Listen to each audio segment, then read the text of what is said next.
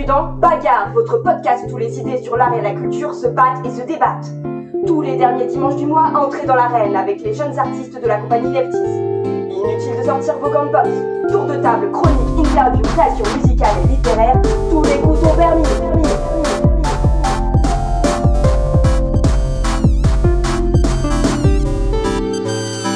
C'est parti! Bonjour! Aujourd'hui, on se retrouve dans le tout premier épisode de Bagarre. Avec la compagnie, on s'est dit que le podcast Neftis avait grand besoin d'un coup de neuf. Et c'est comme ça que Bagarre est né. Ça sort toujours une fois par mois, c'est toujours plus ou moins les mêmes personnes. Il y aura toujours des chroniques et des discussions. Ça reste pareil, et en même temps tout change. Dans ce nouveau format, on a décidé de se concentrer particulièrement sur l'art et sur comment on pense le monde à travers lui. On avait besoin de nouveautés, et vous aussi apparemment, car le thème que vous avez choisi sur Instagram est le changement. Ce principe de vote pour chaque épisode existe toujours. Vous pourrez continuer de choisir les thèmes sur Instagram, on vous met le @ en description. On se retrouve donc avec Héloïne. Bonjour! Eva. Bonjour! Axel. Bonjour! Gabriel. Bonjour! Et Céline? Bonjour. Vous entendrez également la voix de M. qui a accepté d'être notre première invitée au micro de Eva Goudard, pour parler de l'art et du changement. Coup d'envoi!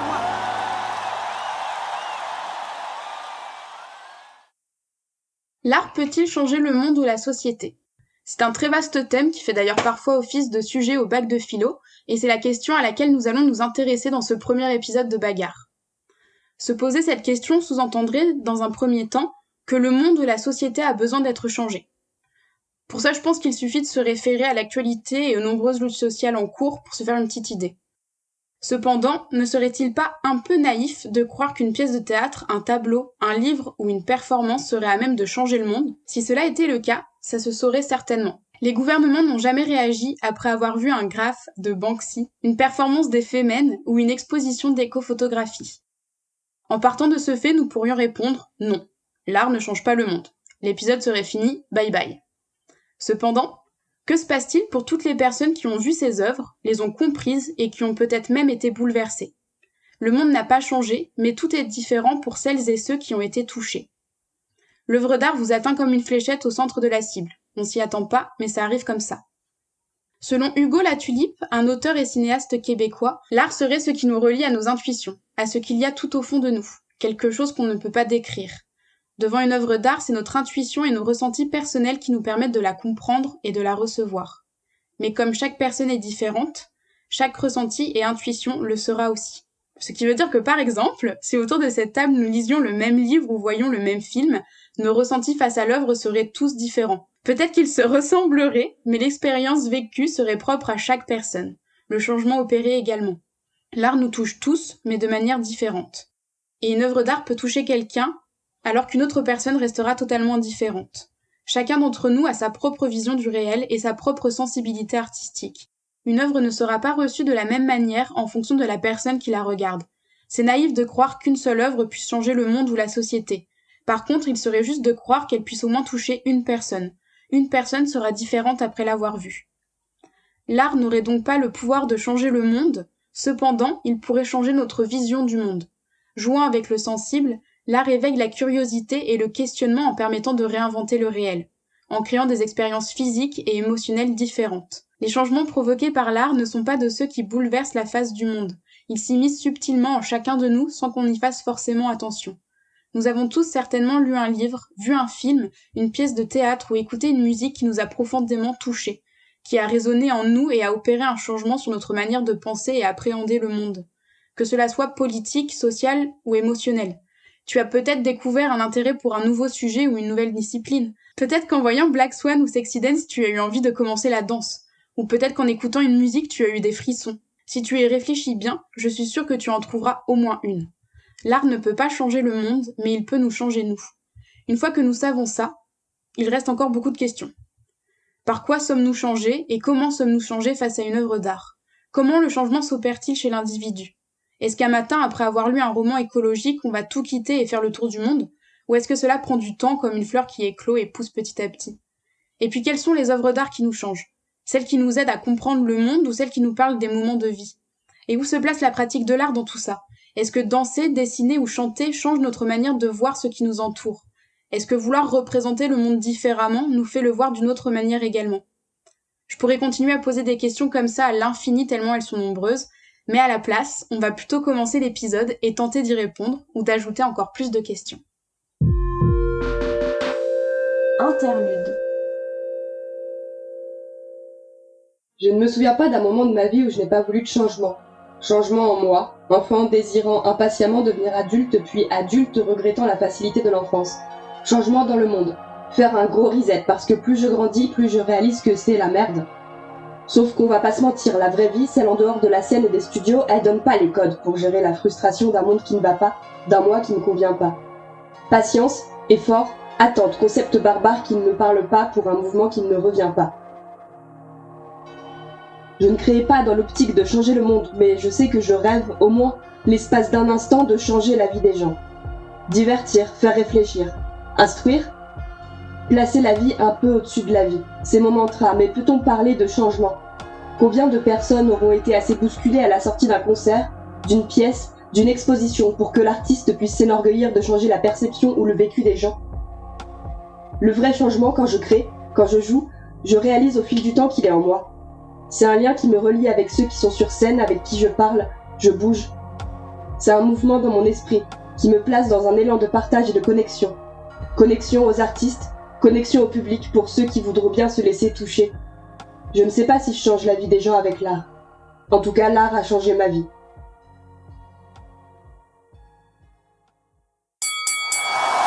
Round 1. Du coup, la question que j'ai posée aux auditeurs et aux auditrices, je vais aussi vous la poser. Est-ce que il y aurait une œuvre qui vous aurait changé selon vous? Gabrielle? Moi, je pense que l'œuvre qui m'a changée, c'est Les Bacchantes d'Euripide. C'est une tragédie grecque qui date d'il y a très très très longtemps. Et je pense qu'elle a un peu changé un bout de ma vie, parce que pas ma vie entière, hein, on va pas se mentir. Parce que c'est une œuvre qui m'a... C'est la première fois en fait qu'en lisant une pièce de théâtre ou en découvrant une histoire, je me suis dit tiens, moi je pourrais en faire un spectacle. Du coup, je pense que c'est un peu ça aussi qui a déclenché tout un tas de... Moi, du coup, les œuvres auxquelles j'avais pensé, c'est la même chose, c'est des œuvres qui m'ont donné envie de faire de l'art, au final. C'était Les Variations énigmatiques de Éric Emmanuel Schmitt. Donc c'est une pièce qu'on a lue en 4e avec ma prof de français. C'est la première fois aussi qu'on faisait de l'analyse littéraire et c'est la première fois que je me suis rendu compte que le texte pouvait dire autre chose que juste raconter une histoire. Et ça m'a donné envie de découvrir plus là-dessus. Et après, plus récemment, je dirais que c'est Vénus Confession à nu de Mette Carla Albrechtsen et Léa Globe. Et Les Monologues du vagin de Eve Ensler. Donc le premier, c'est un documentaire qui filme des interviews de femmes où elles se livrent sur leur rapport à leur corps. Et le deuxième, Les Monologues du vagin, ce sont des monologues de femmes qui se livrent sur leurs conditions et leur corps. Et c'est un peu à ce moment-là, quand j'ai découvert ces œuvres-là, que moi aussi j'ai eu envie avec mon art et avec mes recherches, de faire quelque chose qui parle plus de mes engagements politiques, que je me suis rendu compte que politique et art, ça pouvait aller ensemble. Moi aussi, j'ai on va dire une relation particulière avec les monologues du vagin de Eve Ensler, parce que j'ai découvert ça il y a quelques années, et je faisais déjà du théâtre depuis beaucoup d'années, j'étais à la fin de mon cursus au conservatoire, et j'avais travaillé sur des œuvres qui me plaisaient, mais j'avais pas encore compris qu'il y avait des œuvres de théâtre qui pouvaient en même temps être politiques ou en tout cas engagées à un certain degré et qui pouvaient me permettre de dire et de faire des choses qui me tenaient à cœur, et en particulier avec mon rapport au féminisme. Et du coup, Les Monologues du vagin, c'était mon projet de création personnelle de fin de cycle 3 au conservatoire. Et c'est là que j'ai commencé à entamer cette démarche de faire des choses, pas parce que on va monter un Shakespeare parce que c'est cool et parce que c'est aussi très intéressant, mais là on a envie de parler de ces choses qui sont importantes, donc on va écrire des textes, on va monter des spectacles pour peut-être espérer changer les choses. Et de manière générale, en fait, je me rends compte que les œuvres qui ont pu me changer ou débloquer un changement, c'est celles sur lesquelles j'ai travaillé. C'est pas simplement des livres que j'ai pu lire ou des films que j'ai pu voir, c'est ce sur quoi j'ai travaillé. Et du coup, par exemple, La Cabane, ça a changé quelque chose en moi. Bacchanal, le spectacle de Gabriel sur les bacchantes, ça a aussi changé quelque chose parce que ça m'a fait découvrir des nouvelles manières d'être interprète, d'être moi, de travailler avec les gens. Et petit à petit, j'ai de la chance que chaque nouveau projet que je fais résonne un peu plus en moi et un peu plus en accord avec ma personne. Et du coup, ça me fait peut-être pas changer, mais évoluer moi, et ça m'accompagne beaucoup. Ouais, je voulais juste rebondir par rapport à ce que tu disais sur le fait que les œuvres qui ont changé ta vie, c'est plus celles sur lesquelles tu as travaillé. C'est pas mal le cas pour moi aussi, mais après il y a quand même quelques œuvres que j'ai vues qui vraiment où il y a eu un peu un déclic qui s'est fait. Ça a été le cas avec le spectacle de danse Crowd de Gisèle Vienne, qui est donc un spectacle de danse qui représente une rave party. Et c'est vrai que, je saurais pas comment expliquer, mais ça a réveillé un truc. À la fois, ça a réveillé mon amour pour la danse, et en même temps, sur tout ce qui est le fait de danser en collectif, d'expérimenter le rituel à travers la danse et tout ça. Donc, pour le coup, ouais, c'est un rare cas d'une œuvre aussi qui a un peu changé ma vision des choses. Non, j'ai pas choisi d'œuvre, parce que c'est marrant, j'arrive pas à choisir une œuvre. C'est-à-dire que tout ce que j'ai pu voir, lire, faire, ça m'a changé, ça m'a touché, plus ou moins à des degrés plus ou moins forts. Et c'est surtout aussi du côté de l'inspiration. Parce que parfois ça n'a absolument aucun sens. Je vais pouvoir voir un spectacle de hip-hop et avoir une idée pour dire « Oh tiens, je vais faire un spectacle autour des contraires et des opposés ». Donc c'est plus une source d'inspiration, et oui, ça va me changer parce que ça va me toucher. Mais oui, je pourrais pas donner de nom en particulier parce que tout ce que j'ai pu voir ou faire a changé quelque chose en moi. Mais ça me fait penser au fait que pour moi les changements qui sont opérés par les œuvres d'art, ou le fait de voir une œuvre d'art, ça va pas être instantané en claquant des doigts, tu ressors de la salle où t'as vu le film, t'as écouté la musique, t'es changé. Et c'est plus genre l'effet boule de neige un peu, dans le sens où mais par exemple Crowd, c'est pareil, j'ai vraiment été touchée quand j'ai vu le spectacle. Mais c'est que quelques mois plus tard que je l'ai analysé et que j'ai essayé vraiment de comprendre ce qu'il disait au-delà du sensible et de l'esthétique et ce que ça m'avait véhiculé. Et maintenant, c'est quelque chose où, même consciemment, si j'y pense pas, c'est toujours dans mon travail, parce que par exemple, dans mon mémoire et dans ma thèse, il va y avoir une partie sur le rituel, mais c'est que, je sais plus quand est-ce qu'on l'a vu, ça devait être il y a 3 ans maintenant, et c'est que 3 ans plus tard que je peux m'en rendre compte et que je peux me dire ce spectacle, il m'a changé, parce qu'il y a peut-être encore une année, il m'avait pas encore changé, ce spectacle. Et c'est peut-être que maintenant que vraiment il m'a changé. Donc, je pense que ça prend le temps aussi. C'est ça, je pense que quand on dit changement, on a l'impression qu'il y a le avant, il y a le après, et que c'est une transformation, c'est un déclic, alors que c'est peut-être plus un moteur de changement qui après s'entrecroise avec tous les dizaines de changements qui sont en cours dans ton cerveau et dans ton corps, et juste ça trouve une petite place et ça en fait partie, mais c'est pas le changement. Je pense que ça arrive rarement, les espèces de révélations où d'un coup tu sors de la salle et t'es plus la même personne. Je pense que c'est un peu un mythe. Oui, non, clairement. Après, je trouve qu'il y a un peu parfois des déclics qui sont, mais effectivement, on va pas changer du tout au tout instantanément. Et par exemple, au niveau des livres, moi, il y a Les Orageuses de Marcia Burnier, qui a pas changé ma vie, mais qui a éveillé un truc en moi, un espèce d'intérêt en fait pour la violence chez les femmes, qui est un sujet qui est pas mal controversé. Et du coup, ça a aussi résonné par rapport à la pièce Les Bacchantes, en plus, où c'est des femmes qui donc deviennent folles à cause du dieu Dionysos. C'est vrai que c'est plein de mini déclics où d'un coup je me dis waouh, ça là comme ça. Et mais après évidemment ça prend du temps à se développer, mais il y a quand même des fois des trucs justement qui surviennent de manière hyper nette. Mais je tiens à dire que là aussi quand même on a vachement un propos qui est celui de jeune artiste, oui. Dans le sens où toute la conversation qu'on vient d'avoir, c'est à propos de changements qui sont dans notre pratique artistique aussi, ou qui ont résonné dans notre pratique artistique. Mais du coup, ce serait intéressant d'avoir l'avis de personnes qui ne sont pas forcément des artistes.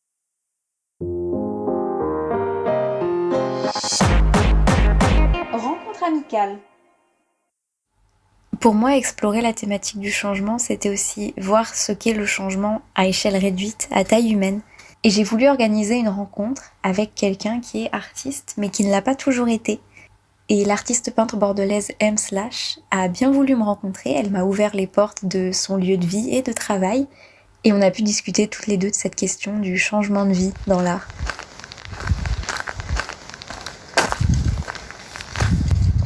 C'est ici. Oh, c'est beau.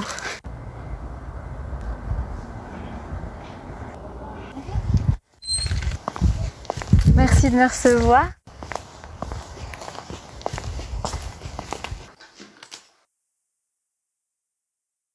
Je suis avec Marie, aussi appelée M, qui est peintre. Je veux bien que tu te présentes très rapidement, toi, ton travail, ce que tu fais.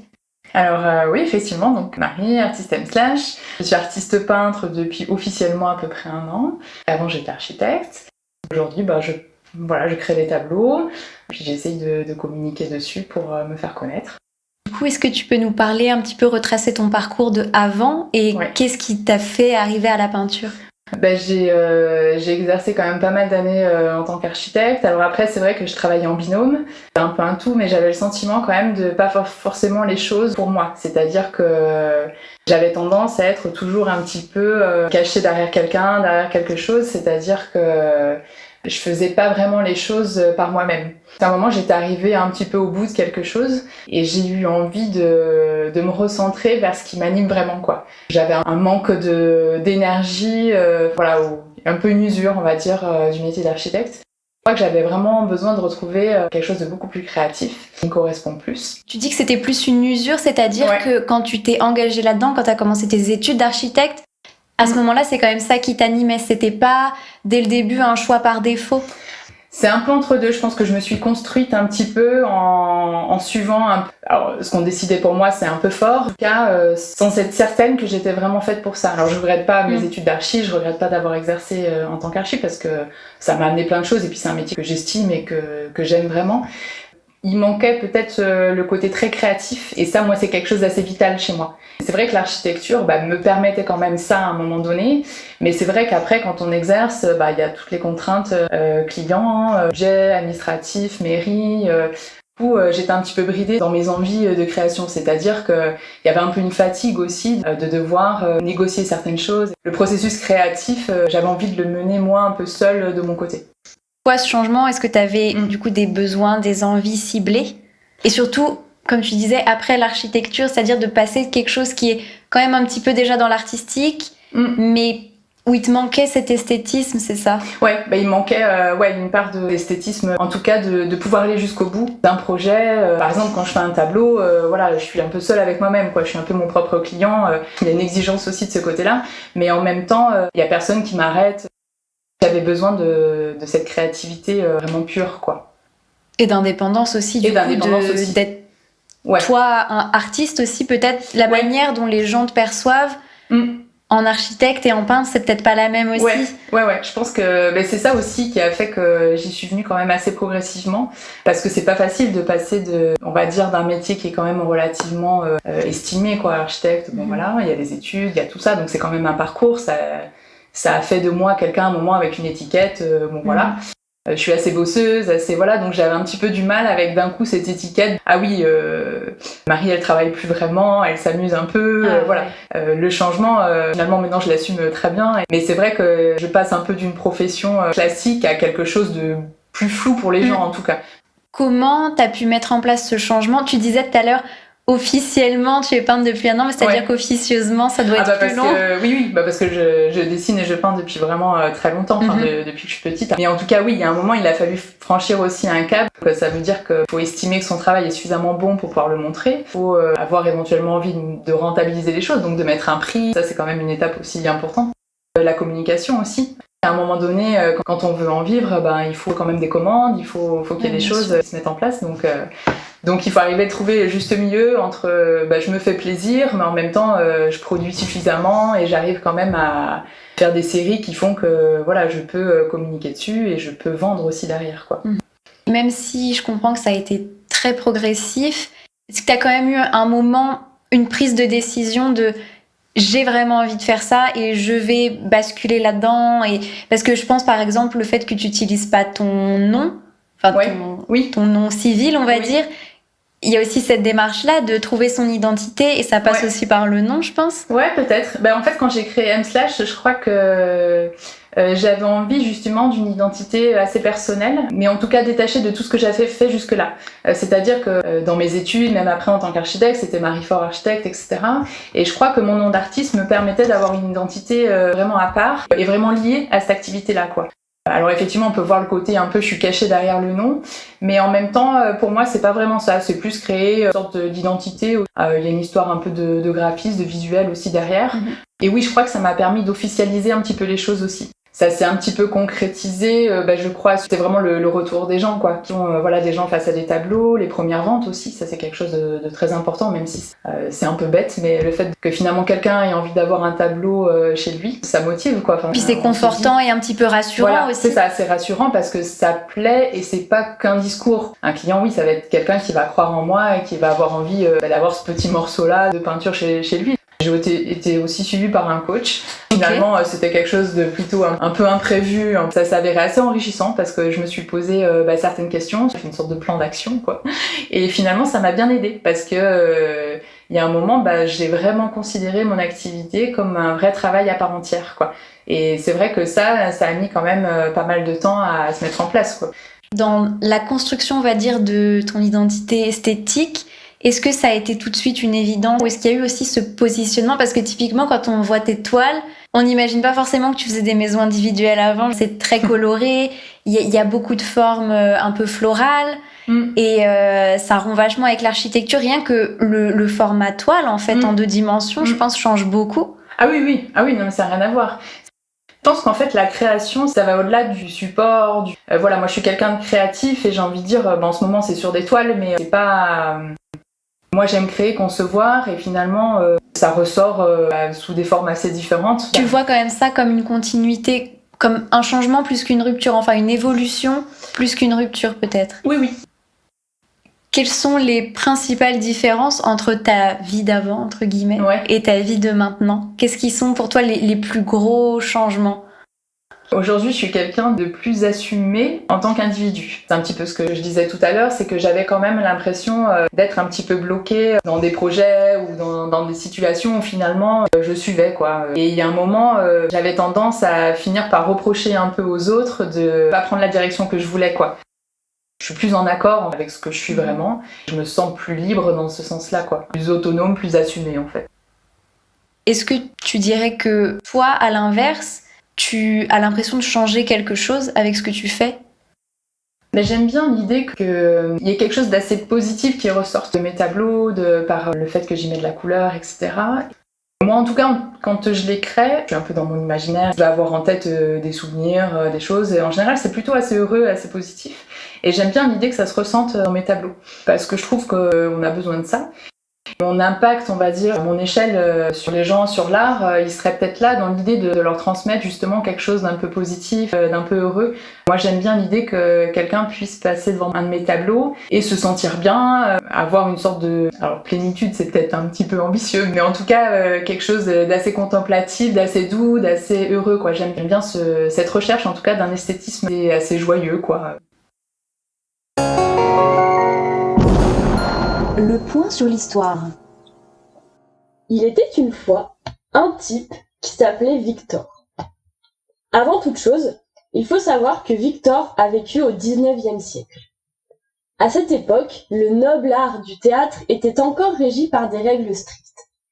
Chaque pièce devait se dérouler en l'espace de 24 heures maximum, en un seul et même lieu, et ne comporter qu'une seule intrigue. De plus, celle-ci était rédigée en vers de 12 syllabes. Des Alexandrins. La sublime tragédie et la grotesque comédie ne doivent jamais se mélanger, au risque de ternir l'art dramatique.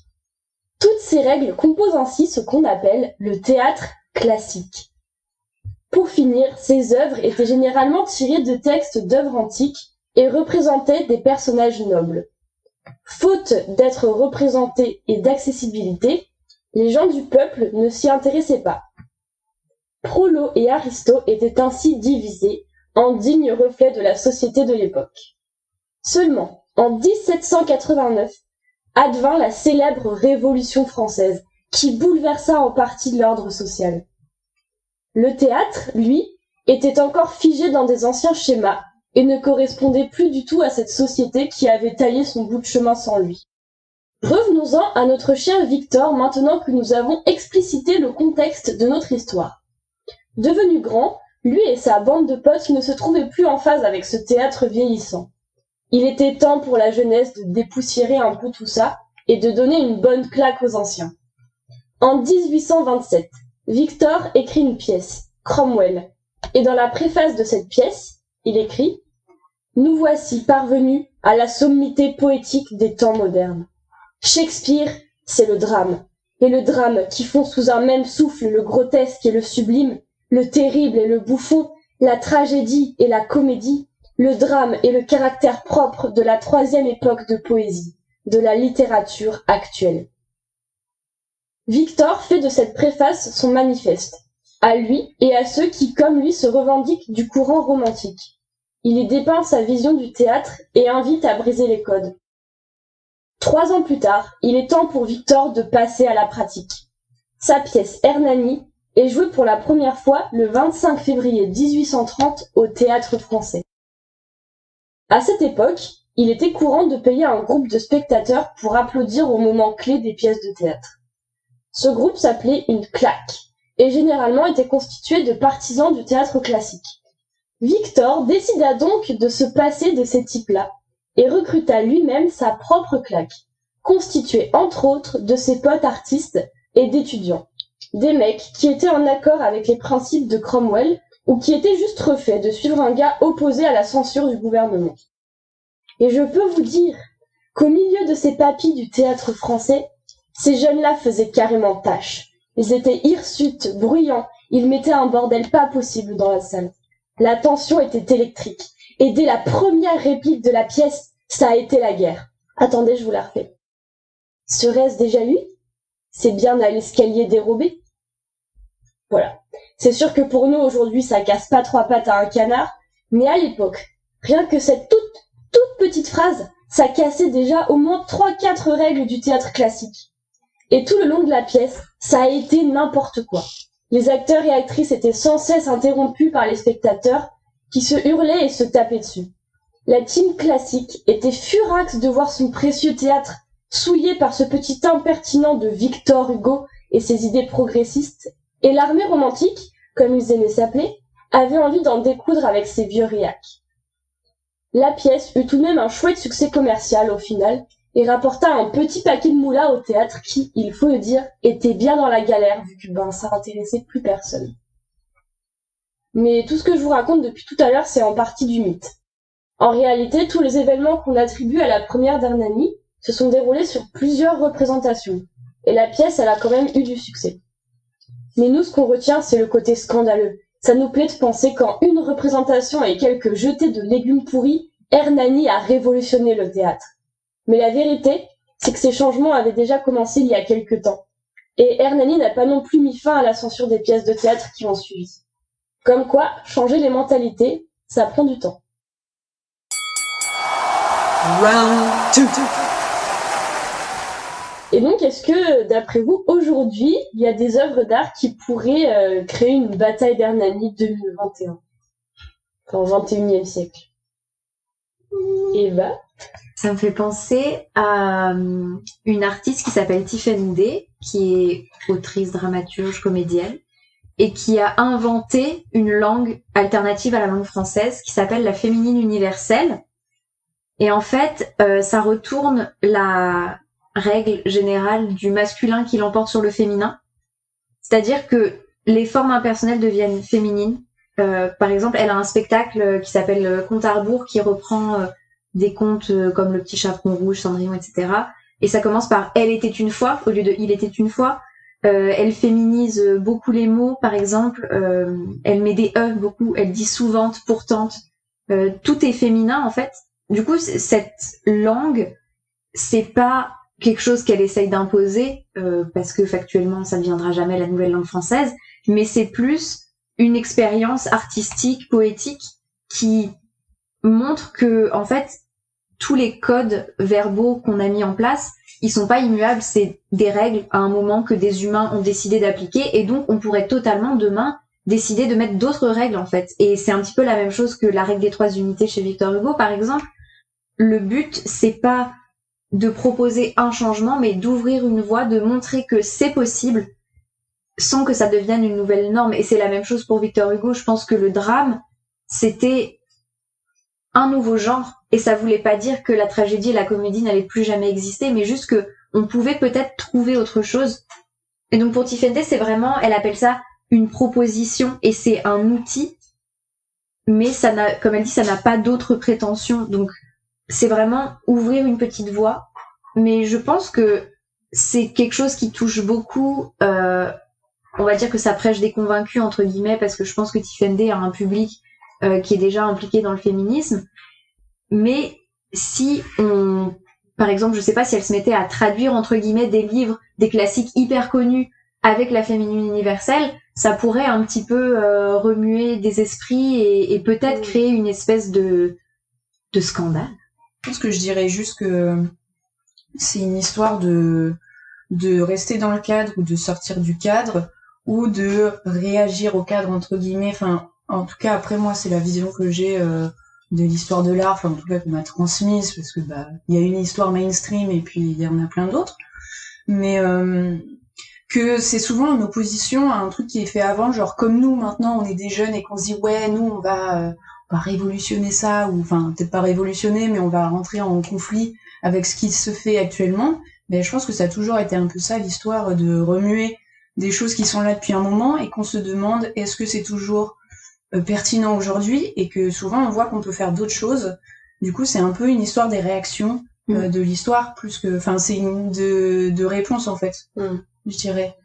Et du coup ça se commande pas forcément en fait, c'est plus une réaction peut-être politique du coup, parce que il y a des histoires de normes comme dans la société et de doxa, et on voit qu'on peut jouer avec en fait. Je pense que c'est ça le jeu aussi, parce que voilà, comme tu disais par exemple Eva, si t'as ton public, tu peux faire un peu ce que tu veux et tu devrais t'en sortir quand même si c'est entre guillemets subversif. Et du coup souvent la première réaction quand c'est pas instauré ou comment dire installé comme révolution entre guillemets, c'est de la peur, ou c'est du rejet parce que on a toujours fait comme ça, ou parce que les grandes instances aussi, voilà, qui donnent la légitimité au changement aussi. Mais je voulais rebondir sur ce que tu disais, Céline. J'ai l'impression que le média littéraire, il est hyper touchy, parce que en peinture, quand il y avait les avant-gardes, ça choquait aussi, mais dès qu'on change la manière d'écrire, la manière de parler, c'est tout de suite ressenti, je pense, de manière beaucoup plus violente. Et on voit par exemple avec l'écriture inclusive. C'est que du coup, moi, ça me fait penser à Moi les hommes, je les déteste de Pauline Armange, qui est un petit essai féministe où Pauline Armange se revendique misandre. Bien sûr. Et c'est un livre qui a été menacé de censure par Ralph Zurmeli, un chargé de mission au ministère de l'égalité femmes-hommes, et qui a un homme, voilà, et qui l'a menacé de censure alors qu'il n'avait même pas lu le livre et qu'il s'était juste référé à son titre qui est Moi les hommes je les déteste. Alors que si on lit un peu plus le livre, déjà on comprend que la misandrie c'est pas l'opposé de la misogynie. La misandrie c'est une réponse à la misogynie. Les répercussions aussi de la misandrie et de la misogynie sont pas les mêmes. Genre juste aucun homme jusqu'à présent n'est mort de misandrie, contrairement au nombre.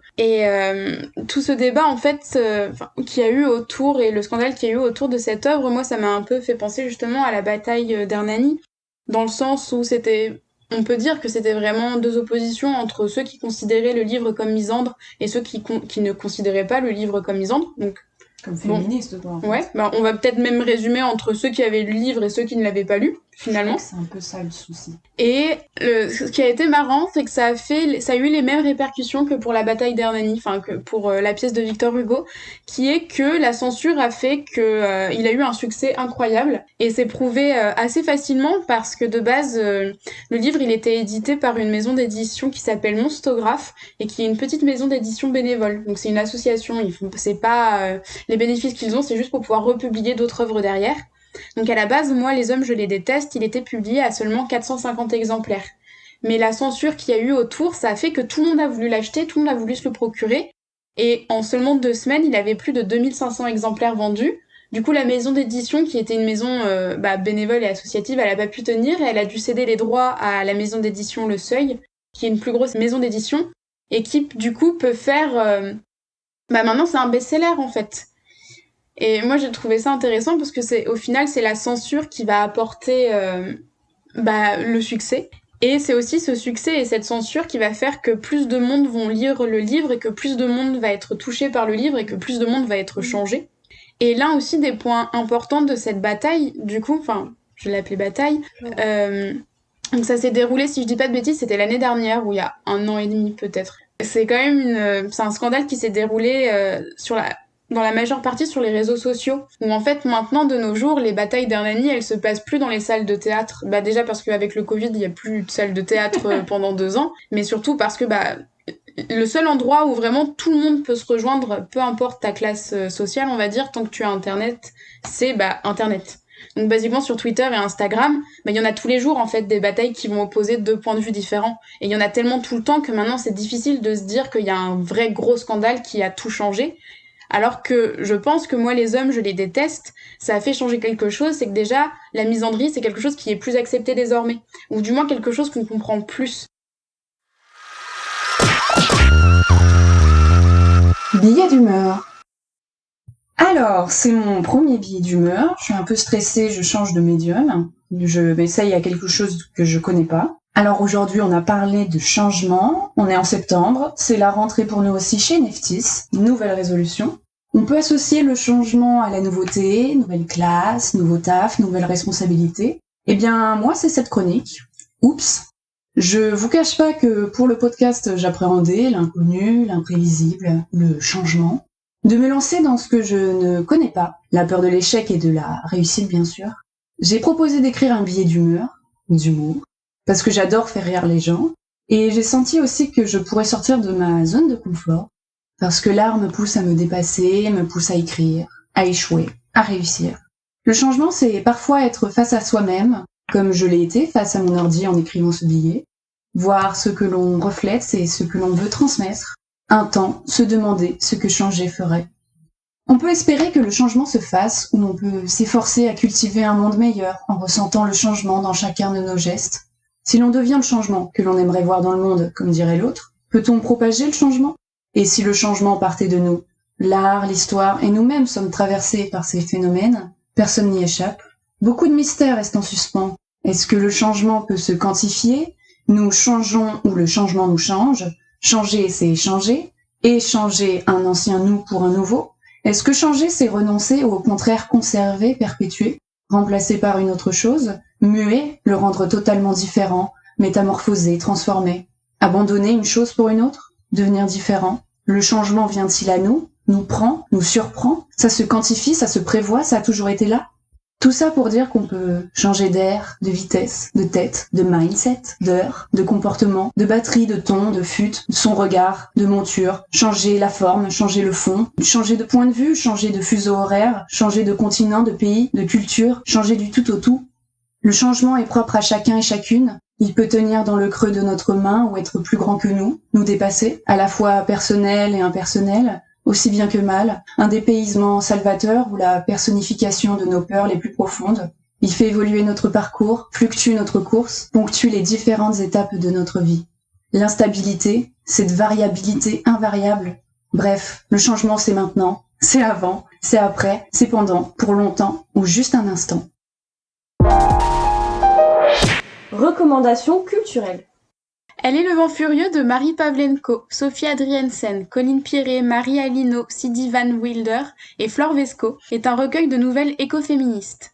Ces 6 femmes se sont réunies pour écrire autour d'une même question.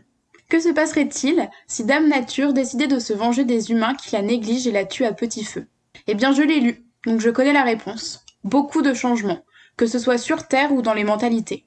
Édité aux éditions Flammarion Jeunesse, le projet écrit collectivement est à l'initiative de Marie Pavlenko. 2 de ses nouvelles ouvrent et clôturent d'ailleurs l'œuvre. J'ai beaucoup aimé la nouvelle nommée Nos corps végétaux de Colline Pierret. Je vous recommande chaudement ce recueil, accessible dès 13 ans. Le débrief. Et du coup, ouais, j'ai trouvé ça aussi intéressant de constater que de nos jours, les batailles, elles ont lieu sur Internet. Et c'est pareil avec le mouvement MeToo, avec le mouvement Balance ton porc, où parfois c'est des livres qui ont lancé ça. Et vraiment, les opposants, ils se retrouvent sur Twitter pour combattre au final. D'ailleurs, en termes d'opposition, j'ai remarqué qu'il y avait un peu une espèce de dichotomie. Parce qu'en gros, en cherchant un peu des œuvres d'art qui avaient fait scandale dans les 2 dernières décennies, on va dire, j'ai remarqué 2 grands types de polémiques. Il y a les œuvres qui choquent parce qu'elles sont oppressives. Ça, c'est des choses qui vont pouvoir déclencher des vives réactions parce que c'est plus accepté par une partie de la société. Et de l'autre côté, il y a des œuvres qui choquent parce qu'elles vont à l'encontre d'une pensée plutôt dominante ou conservatrice. Et donc c'est un peu binaire, ce truc d'un côté les progressistes, d'un côté les conservateurs. Genre les scandales, les personnes scandalisées et les choses qui scandalisent, elles sont un peu opposées et pourtant elles se passent en même temps. Et je pense que c'est une question de temporalité et ça rejoint aussi ce que disait Héloïne sur les réseaux sociaux, c'est qu'en fait tout va très très vite. Les changements sociaux, ils s'imbriquent un peu les uns dans les autres et on n'a pas tout à fait fini l'un et on passe à l'autre et on revient un peu en arrière et on retourne dans telle direction. Tout va très vite et c'est aussi très scindé dans la société, j'ai l'impression. C'est qu'il y en a tellement que maintenant, ce qu'on remarque le plus, c'est les plus extrêmes. Ouais. Mais par rapport aussi, quand tu parlais des réseaux sociaux, j'ai l'impression qu'il y a cette espèce de mystification aussi du scandale. C'est pas l'œuvre en soi qui fait le scandale, c'est les gens autour qui s'y mettent. Axel ? De toute façon, je pense que ça se passe plus dans le fond que dans la forme aujourd'hui. Mais oui, cette question de bataille d'idéologie, ça me parle beaucoup. Il y a des thèmes comme le décolonialisme ou le féminisme, déjà qui font débat de base. Si c'est mis, je vais mettre à la scène ou dans des livres ou dans l'art, et surtout dans l'art, on va dire contractuel entre guillemets, celui qui va toucher une élite, là ça peut poser problème. En fait, je pense juste qu'il y a des gens qui pensent que le changement, c'est renoncer à ce qui s'est fait avant, en fait. C'est ça. C'est juste des repères auxquels les gens s'accrochent. Mais du coup, peut-être encore cette histoire de zone de confort. Mais voilà, après, ça se trouve, moi, quand je serai vieille aussi et qu'il y a des jeunes qui viendront faire ouais, c'est n'importe quoi, ça, on va tout foutre en l'air. Je le ressentirais peut-être personnellement, quoi, parce que moi, je me serais dit ah ouais, mais moi... Nous, on avait fait ça avant, du coup, est-ce que c'est renoncer à ça, c'est la fin de ça ? Et c'est que l'art évolue en même temps que les mentalités. Et en général, les moments où il y a une fracture, c'est quand l'art, il reste en arrière de la mentalité ou de la société, on va dire. Et c'est dans ces moments-là où les scandales vont avoir lieu. Le monde, on le pense différemment, donc si l'art représente toujours l'ancien monde, ça n'a plus aucun intérêt. Et je trouve que c'est ça qui est intéressant aussi, c'est que l'art change parce que les mentalités changent. Mais surtout qu'en plus, c'est quand même, faut dire aussi que changer, c'est pas facile. C'est dur quand même de te dire, cette chose-là, je l'ai cru et j'y ai pensé toute ma vie. Et soit ça va être un peu une révélation de, ah waouh, maintenant je comprends mieux et tout. Soit ça peut être dur aussi, des fois ça peut vraiment heurter de se dire, ok, cette sécurité que j'ai connue, en fait, elle est caduque. Et ça demande aussi un petit temps d'adaptation. Ouais, parce que le monde, il va plus vite que nous aussi. On a tous nos ambiguïtés et on peut pas toujours faire partie de la majorité et c'est pas grave, mais je pense que être ouvert au changement, écouter, c'est le principal et après on n'est pas obligé d'être d'accord sur tout.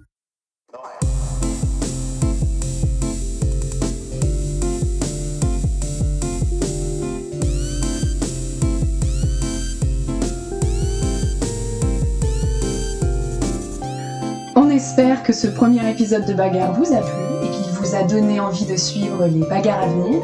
N'hésitez pas à vous abonner au podcast ainsi qu'aux réseaux sociaux de la compagnie Neftis.